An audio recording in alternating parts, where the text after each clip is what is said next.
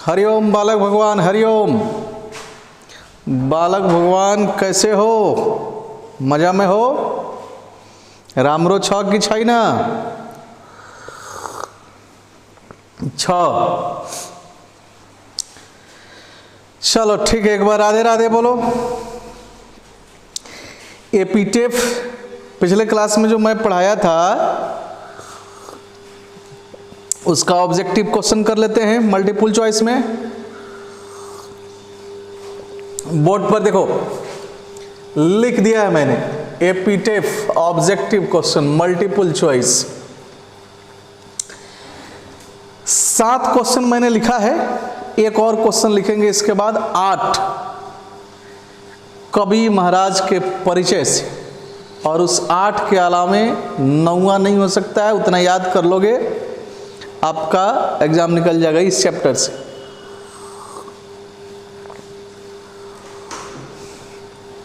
तो बालक भगवान,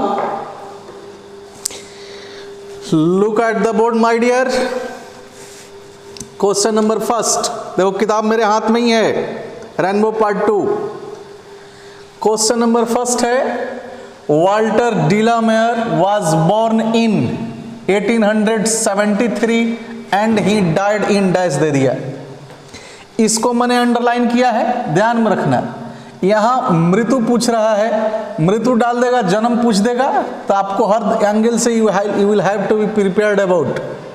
ऑप्शन है 1952, 1556, 1956, 1856। आपका आंसर होगा सी, याद कर लीजिए।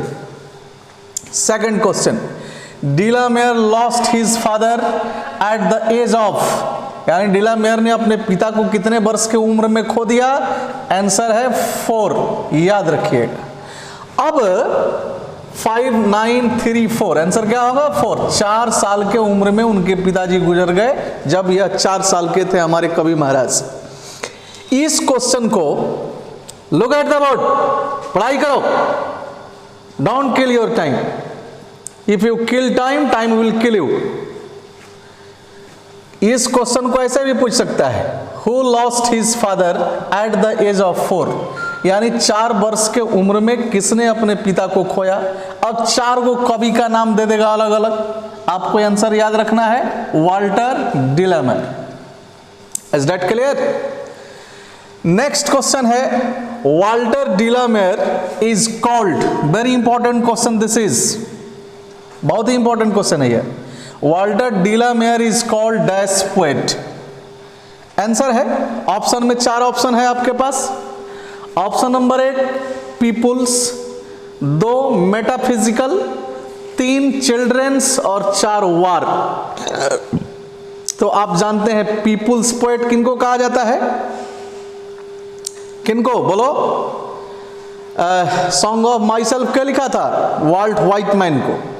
मेटाफिजिकल पोएट जॉन डॉन, वार पोएट इसके बाद आएगा। तो फिलहाल इसका आंसर क्या हो गया?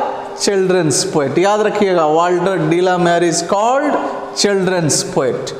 Question number 5, de la Mare is known for his sensitive concern with the world of dash and supernatural. रुकिए, सुपरनेचुरल को भी अंडरलाइन करने दीजिए। यानी डीलामेयर को उनके भावनात्मक लगाव सुपरनेचुरल, ईश्वरीय, तथा इसमें से किसी एक को रखना है जिसके प्रति लगाव के कारण उनको जाना जाता है। तो अब यहां आंसर ऑप्शन दे दिया, बॉयज, चिल्ड्रेन, घोस्ट। तो जब मैं पढ़ा रहा था उस समय यह बड़ा डिटेल बताया था कि इनका जुड़ा, इनको क्या कहा जाता है। ऊपर कहीं देखा है तुम लोगों ने? अभी देखा ना यहाँ, चिल्ड्रंस पोएट। तो स्वाभाविक है कि इनको किस, यहाँ पर आंसर हम क्या देंगे? बी देंगे। यानी चिल्ड्रन के प्रति, बच्चों के प्रति और सुपर नेचुरल के प्रति इनके लगाव के कारण इनको जाना जाता है। अब देखो एक चीज समझ लेना, ऐसे भी दे सकता है, यहां चिल्ड्रन दे देगा, एंड के बाद यहां डैश दे देगा। तो यदि यहां डैश दे दिया, ऑप्शन दिया, तो आपको याद रखना है क्या चीज, supernatural. Sixth one, queen Elizabeth second, इसको मैंने अंडरलाइन किया है, क्यों करा है इसको भी जानना जरूरी है। Queen Elizabeth second honour de la Mare with the order of merit, उसको भी मैंने अंडरलाइन करा है, इन डैश, यानी इंग्लैंड की जो महारानी थी एलिजाबेथ द्वितीय, उन्होंने डिलामेयर को ऑर्डर ऑफ मेरिट के उपाधि से सम्मानित करा था। कब, 1953 में कि 1948 में कि 1963 में कि 1939 में।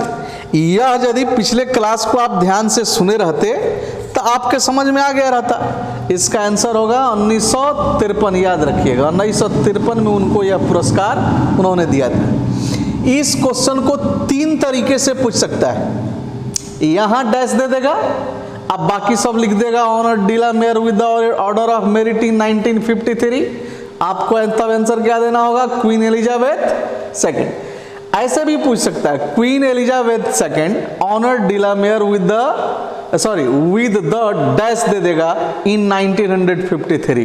तो आपको याद रखना होगा क्या चीज, ऑर्डर ऑफ मेरिट, यानी एक के साथ 3 क्वेश्चन है इनफैक्ट। 7वां क्वेश्चन, अब 7वां क्वेश्चन, मैं क्वेश्चन इधर ही रखा था जी, यह देखो, यहां देखो 7वें क्वेश्चन के पास 2020 मैंने लिखा, यानी इस साल के एग्जाम में यह क्वेश्चन पूछा हुआ है। अब देखो यहां ध्यान से समझो, मेरे पास 2020 का क्वेश्चन है, एफ, यह सेट एफ है, question paper set code F लिखा हुआ है। एफ में आओ, देख लेना जी, मिला लेना, सब में तो पूछेगा ही, क्वेश्चन का नंबरिंग अलग होगा, बाकी सब में सेम क्वेश्चन रहता है। 41 क्वेश्चन नंबर 41 है, सेट नंबर मैं लिख दे रहा हूं यहां, किसके सामने लिखना है जी, हाँ इसके सामने। क्वेश्चन नंबर 7 जो 2020 में पूछा है, यह सेट एफ क्वेश्चन नंबर 41 है। Is that clear? क्वेश्चन क्या है, Walter de la Mare makes us aware of the dash. अब 4 ऑप्शन है, in human conditions of modern life, poverty, dreams, London life. पिछले क्लास को यदि आप ध्यान से देखे रहते तो सुने रहते, आदत है 2 मिनट 4 मिनट पढ़कर आगे बढ़ जाने का, ये डाउनलोड करके छोड़ दे रहे हो, सब कॉपी पर लिखो इसको, अब पूरा क्लास किया करो। Don't kill your time, if you kill time, time will kill you, mind it. लापरवाह हो गया ऐसे, गेम खेलने में, टिकटॉक चलाने में लगा हुआ है ऐसे। देखो यहां पिछले क्लास में मैंने पढ़ाया था इसको,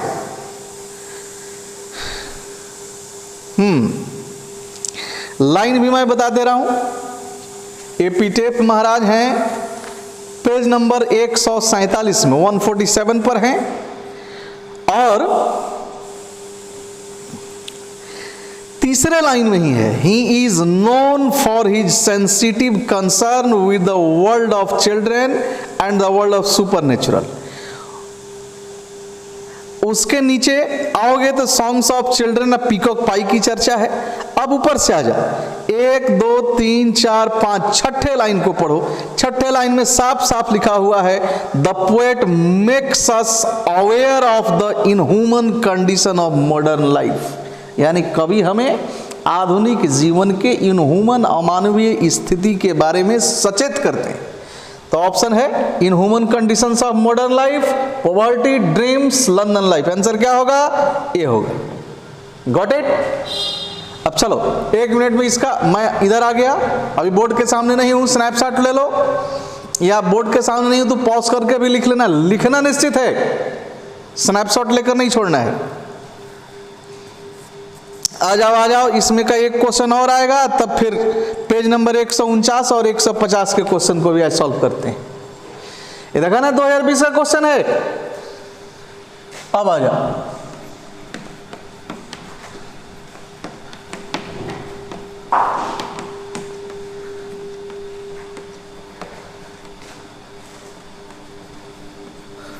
अंत तक रहो, जब वीडियो देखना शुरू करो एकदम अंत तक देखो, कॉपी कलम लेकर बैठो। एक क्वेश्चन इसमें एक और आ सकता है।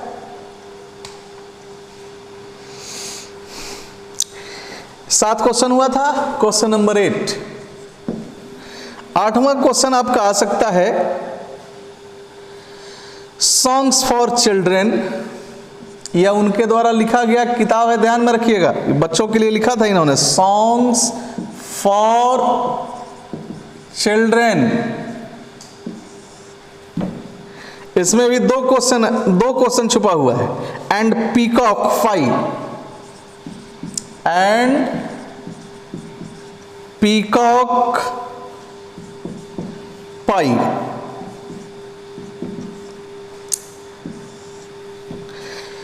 Depict the world of, depict the world of dash. 4 गो ऑप्शन दे देगा नीचे, दे दिया। आप देखो यहां ऑप्शन देखो, रियलिटी, बी में दे दिया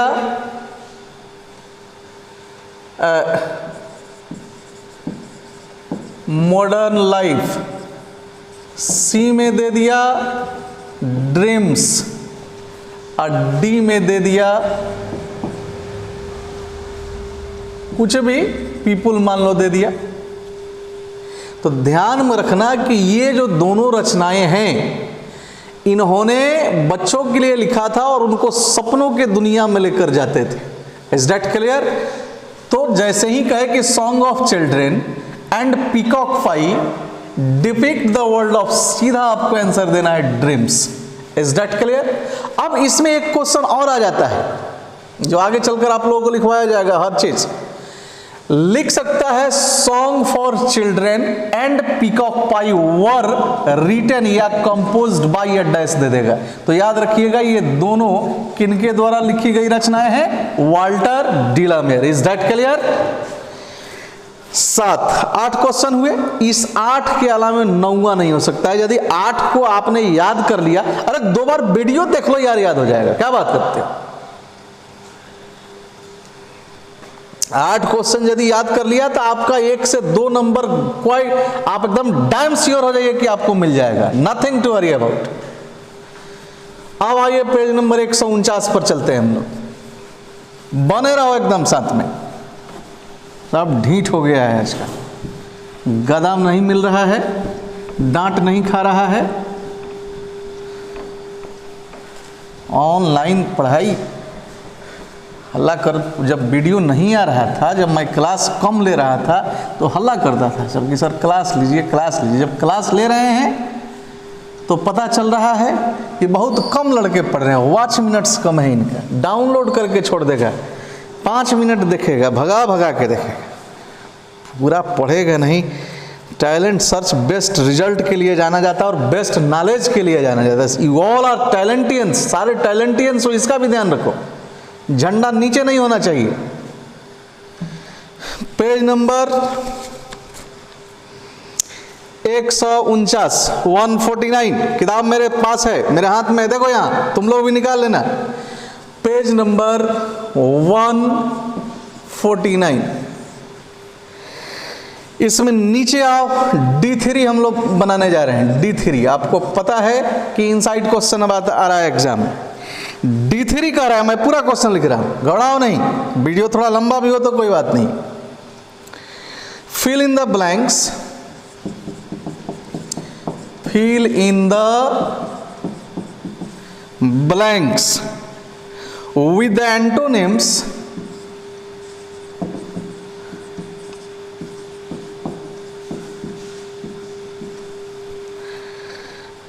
of the following words, of the following words given in the box.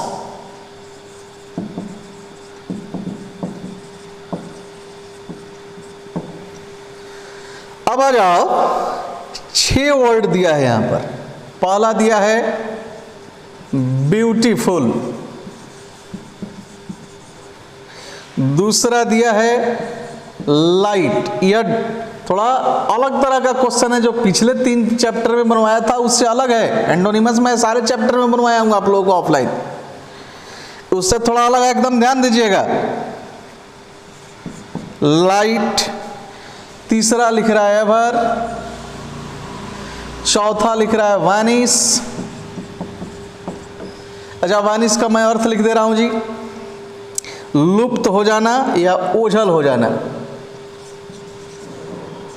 लुप्त हो जाना या ओझल हो जाना।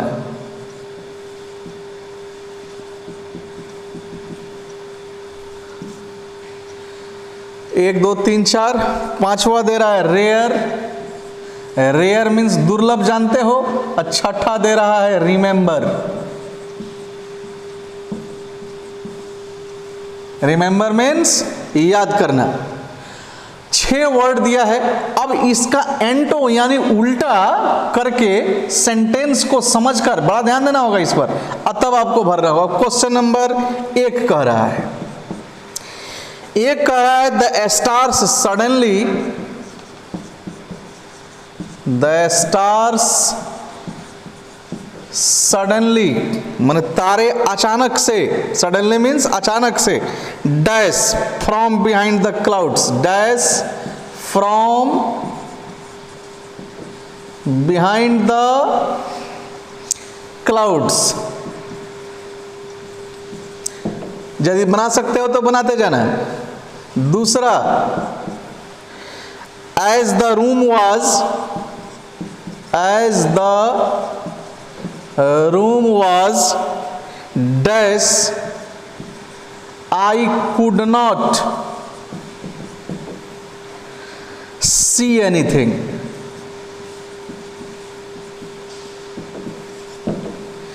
क्वेश्चन नंबर 3 है, they created an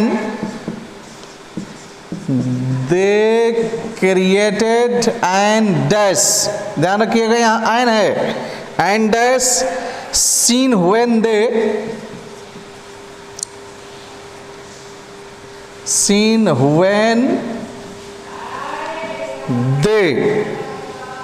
fought together.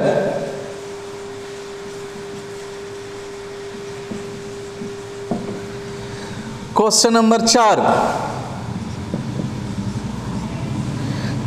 कह रहा है a crow is a,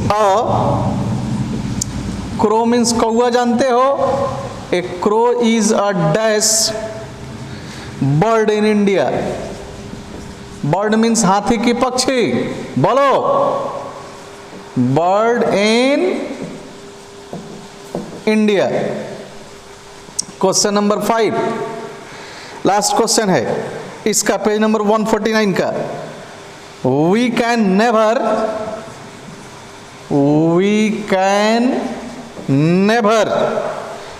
dash the valuable sacrifice, the valuable sacrifice means बलिदान। क्या चीज? बलिदान। sacrifice of the leaders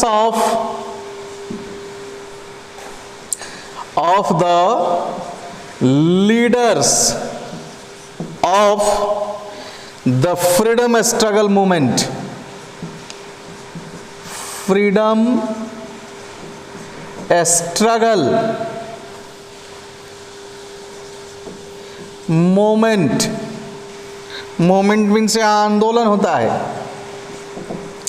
5 question है। अब देखो, समझो, यहां पर बोर्ड पर देखो, ऑप्शन 6 है, 1 2 3 4 5 6, क्वेश्चन 5 है, यानी किसी एक को आपको छोड़ना होगा।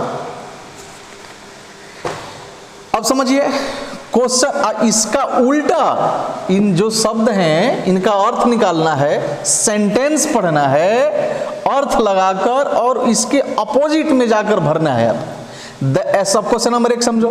The stars suddenly dash from behind the clouds, यानी तारे बादलों के पीछे से सडनली यानी अकस्मात ही क्या हुए होंगे। अब देखते हैं, ब्यूटीफुल मीन्स सुंदर, लाइट मीन्स प्रकाश, एवर, वैनिश मीन्स लुप्त हो जाना या ओझल हो जाना, रेयर मीन्स दुर्लभ, रिमेंबर मीन्स याद कर। तो अब यहां पर थोड़ा सा सेंस मिल रहा है, क्योंकि तारे बादलों के पीछे या तो लुप्त होंगे या बादलों के पीछे से अचानक से प्रकट हो जाएंगे। बादल हटेगा तो तारे दिखेंगे। तो उल्टा चूंकि भरना है तो यहां पर वैनिश है, वैनिश मीन्स लुप्त हो जाना या ओझल हो जाना। अब इसका उल्टा करेंगे और कर यहां पर हम भर देंगे तो सेंटेंस पूरा हो जाएगा। तो लुप्त होना का उल्टा क्या होगा? प्रकट होना। तो प्रकट होना का अंग्रेजी हो जाएगा अपीयर। क्या होगा माय डियर? अपीयर। मैं बोल भी रहा हूं, देखने में थोड़ा दिक्कत हो तो मैं बोल भी रहा हूं, APPEAR। अब इसका अर्थ निकालो। द स्टार्स सडनली अपीयर, तारे अचानक से प्रकट हो गए, आ गए, फ्रॉम बिहाइंड द क्लाउड्स, यानी बादलों के पीछे से। सेंटेंस मीनिंगफुल हो गया। वन इसका उल्टा करके मैंने एंटोनिम बनाकर लिख दिया। Second question, as the room was dash, जैसा कि रूम था, अब क्या था आपको समझना है। आई कुड नॉट सी एनीथिंग, यानी मैं किसी भी चीज को नहीं देख सका। तो रूम में कब आपको कोई चीज नहीं दिखाई देगा? जब लाइट यानी प्रकाश रहेगा तब, या अंधेरा रहेगा तब? बोलो क्या रहेगा? अंधेरा रहेगा तब नहीं दिखाई देगा। तो यहां लाइट का उल्टा करके भरना होगा। लाइट मीन्स प्रकाश, अब इसका उल्टा कर दो डार्क। डार्क मीन्स अंधेरा, यानी as the room was dark I could not see anything, मैं कुछ भी नहीं देख सका क्योंकि रूम डार्क था, यानी रूम में अंधेरा था। Third question, they created an dash scene, यानी उन लोगों ने एक फलाने सीन माने दृश्य, नजारे को क्रिएट किया। When they fought together, यानी जब वे लोग एक साथ लड़ाई किए। तो जब कोई लड़ेगा, 2-4 आदमी 5 आदमी मिलकर लड़ाई करेगा, तो अब इसमें रिमेंबर रेयर का सेंस नहीं आ रहा है। तो लड़ाई करेगा तो वह जो सीन होगा वह ब्यूटीफुल होगा, सुंदर होगा, आकि उसका उल्टा करो अगली मने खराब, कुरूप, बेढंगा, घिनौना होगा। बोलो क्या होगा? अरे बोलो यार, सीधा बात है। ब्यूटीफुल को यहां हम करेंगे, ऐसे भी आयन लिखा हुआ है, ध्यान रखिए। तो यहां पर ब्यूटीफुल को उल्टा करो, क्या चीज? अगली। Got it? 4, A crow is अ, यानी कौवा है, डैश फलाना पक्षी इन इंडिया, भारत में। तो कौवा कौन सा पक्षी है भारत में? अब आ जाओ, यह हमारा हो गया है, इसका उल्टा कर दिए हैं, इसका उल्टा कर दिए हैं, वन इसका उल्टा कर दिए हैं। अब फिलहाल 3 बचा है, रेयर, रिमेंबर, एवर। तो रेयर मीन्स होता है दुर्लभ, यानी जो बहुत मुश्किल से हो, बहुत कम हो। तो कौवा भारत में दुर्लभ पक्षी होना चाहिए, आकि कॉमन पक्षी होना चाहिए? बोलो कॉमन होना चाहिए, क्योंकि कौवा तो हर जगह दिख जाता है। तो यहां पर रेयर का उल्टा करके भर दो। क्या भरोगे? बोलो कॉमन।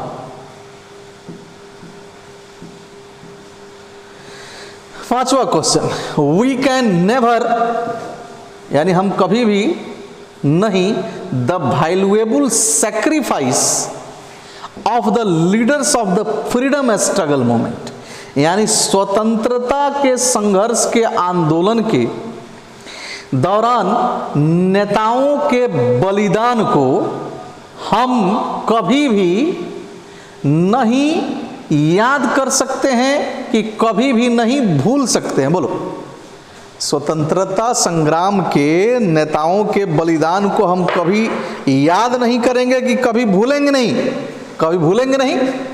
तो रिमेंबर का, यहां जो रिमेंबर मैंने लिखा, इसको उल्टा करके भरोगे तो रिमेंबर मीन्स याद करना। अब इसका उल्टा करो, क्या करोगे? बोलो फॉरगेट। फॉरगेट मीन्स भूलना। अब सेंटेंस पूरा हो गया।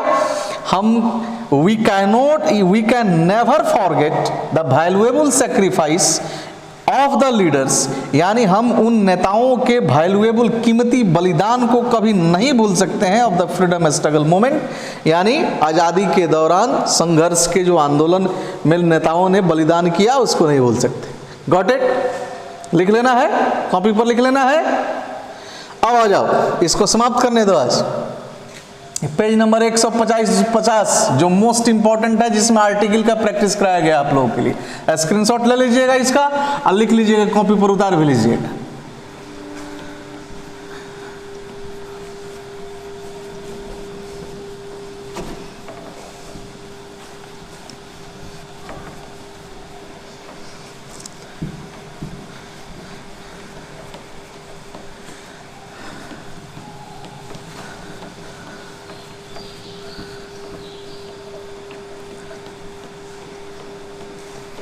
Last question, we are inching towards page number 150।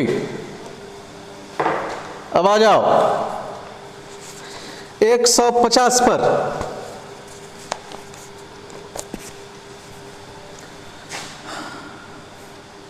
Page rainbow part 2 का 150। अब देखो क्या कह रहा है, fill in the blanks with a, an or the, fill in the blanks with a, an or the to complete the sentence,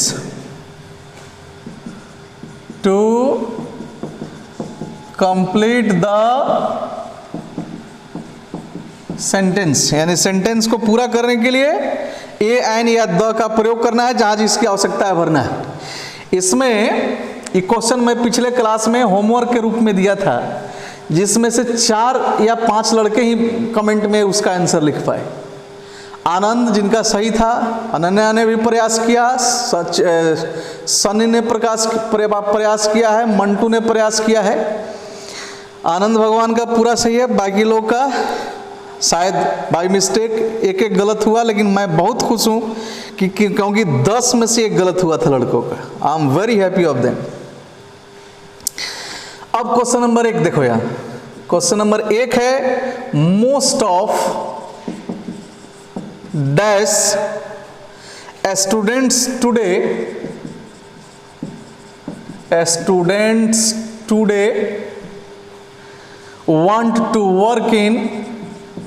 want to work in dash USA।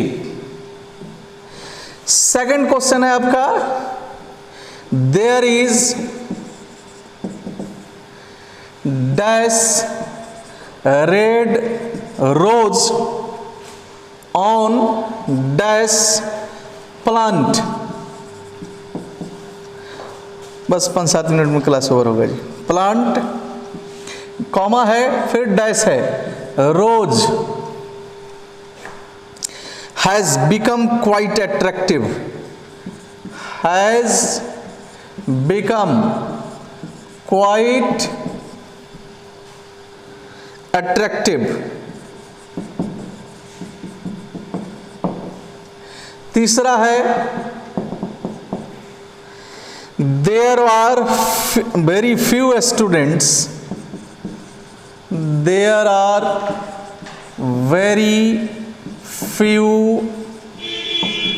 students in dash university, comma who, इसको यहां रखना जरूरी है, who want to pursue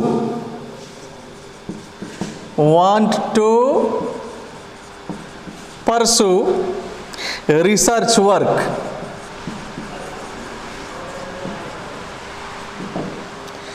Question number 4, dash apple dash day keeps dash doctor away. Question number 5, I have met dash MLA today. चलो अब बनाते हैं। Article मैंने पढ़ाया था आप लोगों को, डिटरमिनर से आर्टिकल तक बड़ा सुंदर क्लास लिया था, लगभग 17-18 घंटा का क्लास था वो।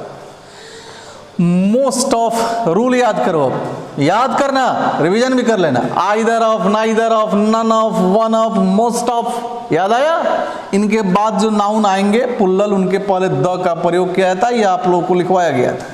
तो मोस्ट ऑफ यहां क्या होगा, द। आगे बढ़ो,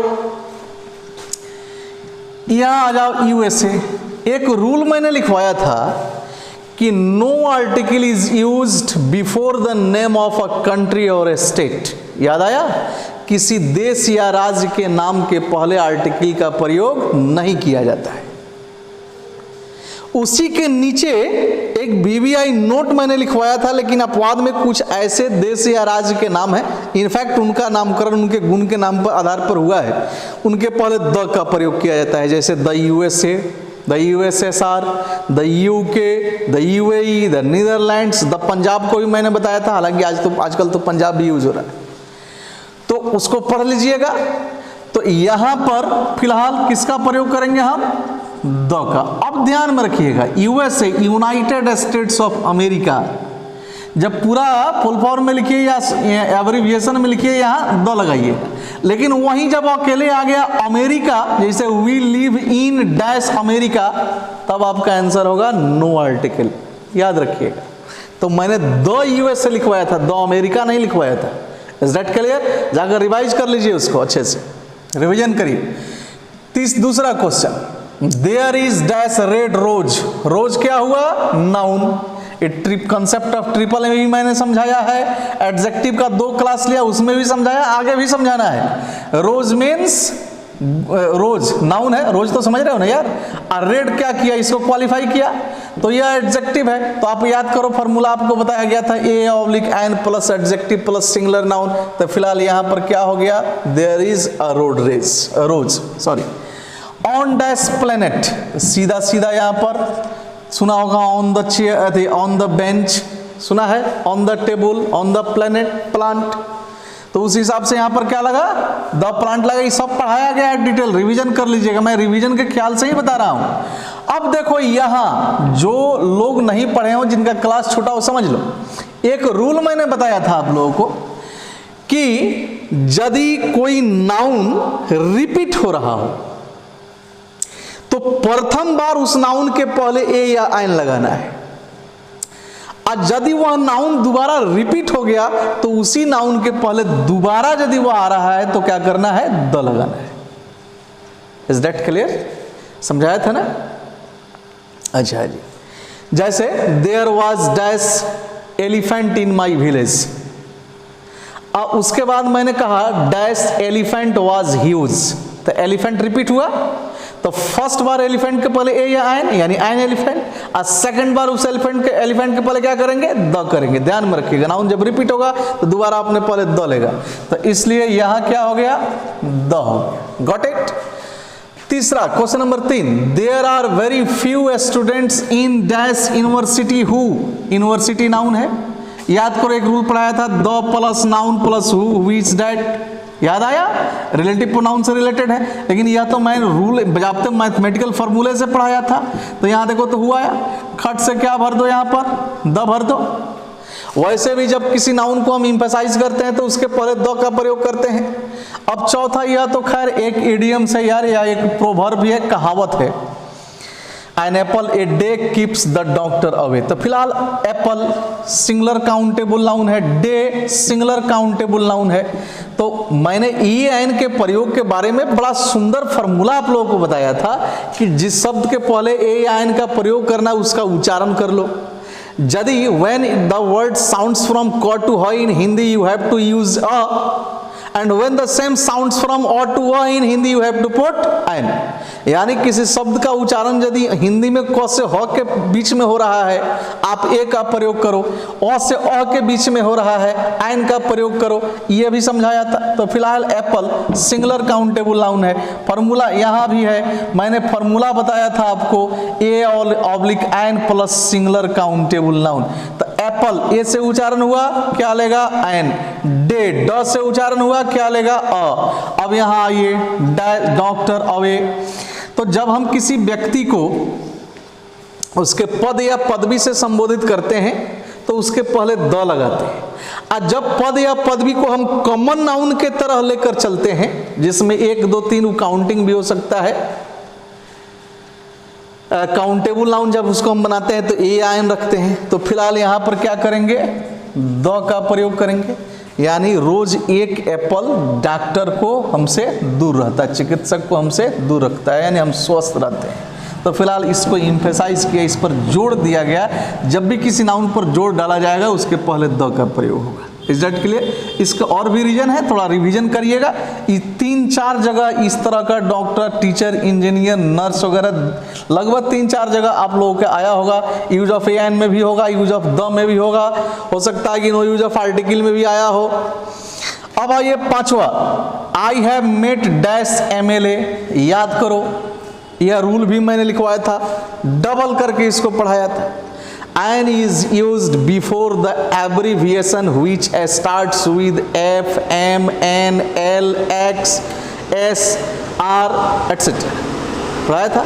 यानी जब किसी शॉर्ट फॉर्म को हम F से शुरू करते हैं, M से, N से, L से, R से, S से, X से, तो उसके पहले किसका प्रयोग करते हैं, सीधा सीधा N का प्रयोग करते हैं। तो इसलिए यहाँ पर किसका प्रयोग होगा, N का प्रयोग होगा। Is that clear? Let me check it once again.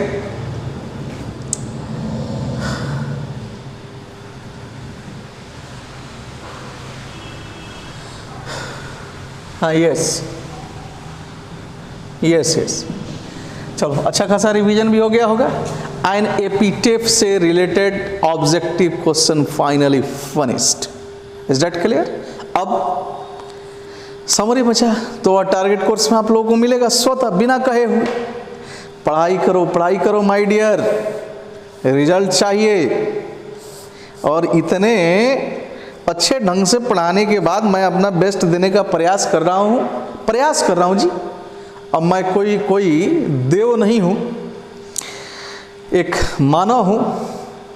तो मानव का काम है अपना बेहतर प्रयास करना। 2 to are human being, 8 I am trying my best. चलो ठीक है, क्लास करना, अच्छे से लिख लेना कॉपी पर। नेक्स्ट क्लास में किताब लेकर बैठना। अगले फ्राइडे को 10 बजे द सोल्जर आएगा और उसके पढ़ाने के बाद ठीक अगले क्लास में उसका टेस्ट होगा, दोनों चैप्टर का मिलाकर, ध्यान में रखना है। फिलहाल thank you very much for watching me. Have a nice day everybody.